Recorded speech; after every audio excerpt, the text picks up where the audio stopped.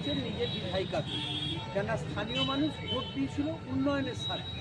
পশ্চিমবঙ্গের মানুষের অধিকার খর্ব করার জন্য ভোট দেয়নি।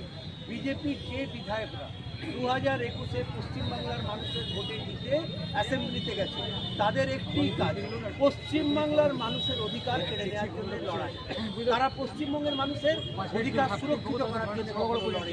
এবং যখন বুঝতে পারছেন মানুষ ঘেরাও করছে, কেন ঘেরাও করছে? আপনি যদি 236, 232 ওয়ার্ড বলেন বা 233 ওয়ার্ড, মানুষ ভাবতে যাচ্ছে যে নতুন ওয়ার্ডগুলো কোথা থেকে জন্ম নিল। আগে ওনাকে অনুরোধ করব, সিংহম হওয়ার আগে সব ব্যাপারগুলো ভালো করে দেখে নিই। আসানসোল মিউনিসিপ্যাল কর্পোরেশনে কতগুলো ওয়ার্ড আছে, কতগুলো গরু আছে, এগুলো আগে বুঝে নিতে হবে। আসানসোলটাকে জানতে হবে, কেননা কখনো মেদিনীপুর, কখনো আসানসোল, কখনো এটা করে বেড়ালে হবে না। আসানসোলের মানুষের জন্য আসানসোলের মাটিকে কাজ করতে হবে।